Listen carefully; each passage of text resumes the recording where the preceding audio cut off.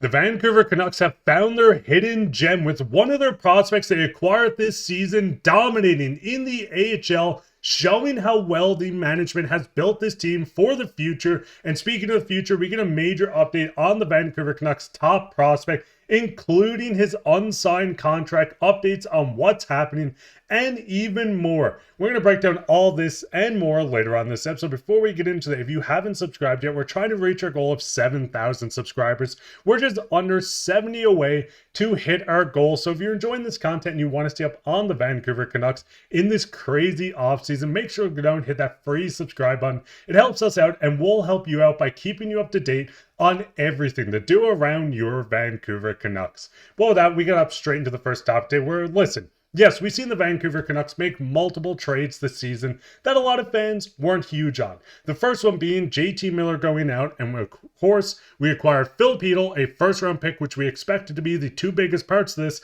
and Victor Mancini. Victor Mancini has came out looking like the hidden gem, the top pick in this trade. Best piece, I should say, but Victor Mancini has been outstanding for the Vancouver Canucks, and he's showing why management is doing an incredible job adding to this blue line for the future. Now looking at Mancini, 6'3", almost 230 pounds, a right-handed shot defenseman, playing 16 games with the big club in the Vancouver Canucks this year. 3 points, and listen, we know the Canucks have struggled to score this season, so I don't want to look at these points and say, hey, he can't do anything. We've seen him score in the intro video against the Ontario Reign, showing his shiftiness for his size, scoring an absolute wrister from the slot. He has proven that this Canucks team is adding future blue line pieces that's going to make a massive piece for this team when they move forward. Mancini is a huge part of that. Now looking at Mancini and the team going into next year, we know that Victor Mancini has a very good shot to fill in on that third period.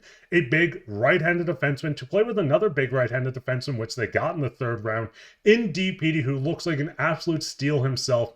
This Canucks team is poised to have a lot of young players injected into the lineup when they're trying to figure out their cap situation, bringing in new players, but it does seem like Mancini is making a very good case to be a part of not only the future of this Canucks team, but the now.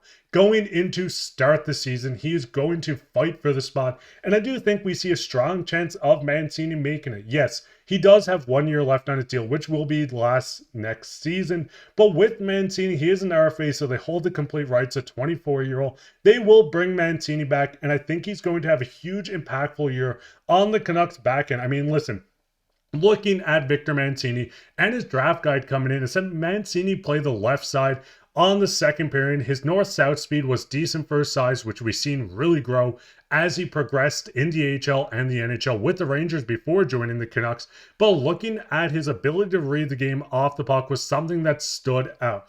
Now looking at a mobile 6'3" defenseman that has a shot on him, he can score goals. Someone that is fast for his speed. I mean, DP, we've seen him clock in at an insane speed during a back check in one of the games. The Canucks are really starting to build out a mobile defensive pairings. And listen, if you don't trust both of these guys on your third pairing going into next season, we do know that Victor Mancini is right-handed. He is naturally a right-handed defenseman, but we knew that he does play some lefty when needed. He played it in the juniors as well. So Victor Mancini is a piece that maybe we see rotate in with DPD on that third pairing, especially if the Canucks go out to pick up another piece to add to the back end. And listen, he's not the only Canuck that's looking insane for the Abbey Canucks this season. I mean, listen, Kirill Kudryavtsov finished the rookie season with 6 highest points totals among U21 defenders with 26 points in 65 games. I also want to give a huge shout out to Dave Hall. I'm going to link his Twitter down below. He covers everything to do with Canucks prospects, and it's a must read. But continuing on, we know Kilmovich finished with the 5th highest goal among U22 skaters, a career high across the board.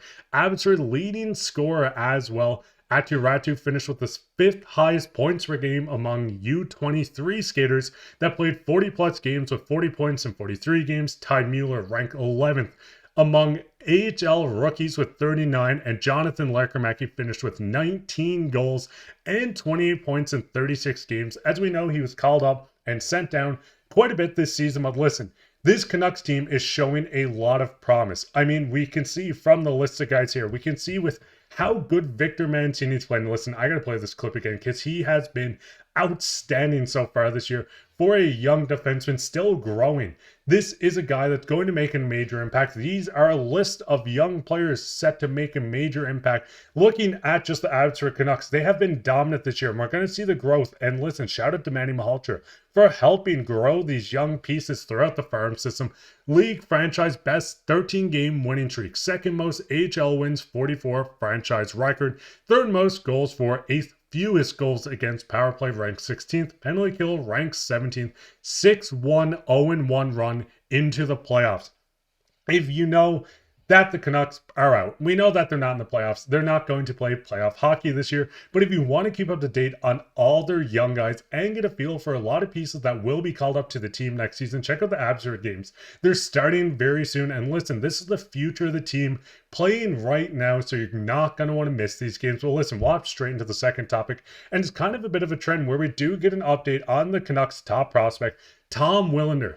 Cam Robinson of Elite Prospects, once again, going to put his Twitter down below. He covers everything to do with prospects throughout the NHL and coming into the NHL. I'm told that Tom Willander has left Boston University and returned home to Stockholm. This doesn't necessarily conclude the negotiations to have him join the Abbotsford for their AHL playoff run. It continues into him saying it's expected that Willander will join Team Sweden's national team, start training with them this week. Now, we know the reports coming out that there were some contract disputes with the Canucks and Willanders. It was looking like maybe a performance bonus. Maybe he didn't want to burn an ELC, his first year of his ELC, or the Canucks wouldn't want to burn this. So there does seem like a lot coming out, but it does seem like Tom Willander is set to join Sweden's national team, which is a huge step in the direction for their top prospect. I mean, listen, Tom Willander is their best prospect. Jonathan Lekkerimäki was on a 1B maybe or 1A on this list, but he's played a lot of games for the Canucks. And looking at Tom Willander, once again, a right-handed shot defenseman, only 20 years old, an 11th overall pick in 2023. He played some top minutes for Boston University over the past 2 seasons, putting up 25 points, 24. We've seen him at the World Juniors. He looks like a force on the back end when he played anything. Boston University, when he played in the World Juniors, we're going to see him play with top competition in the World Championship as well. This is even more must-watch hockey, and it really shows how management has built the back end of this Canucks team. Listen, there's a lot of question marks. Is Brock Boeser going to come out? Is Petey going to be traded? We don't know what's going to happen this season, but we do know the future is looking bright for the Canucks. They sucked this year, but listen, it has to get better. They have the pieces, they have the talent, they have the young, hungry players waiting to get into the lineup. But what's your guys' thoughts on this? What's your thoughts on just how Victor Mancini has been playing this year? Are you impressed with him in his first quarter season with the Vancouver Canucks? What's your thoughts on his future with this team, and where would you put him starting next year? Is it on Abby, or would you start him in the opening out roster? And what's your thoughts on the update on Tom Willander heading home to Sweden, seeing him join the World Championship team instead of joining the Abbotsford Canucks, which may still happen, but there's a very slim chance at this point. Let me know down below all your thoughts on this. Right down there, leave a like, subscribe, share this with your friends. We'll be back with another episode tomorrow, so keep your eye out for that. I've been your host, Mark. Bye. Happy Easter if you celebrate, and take care.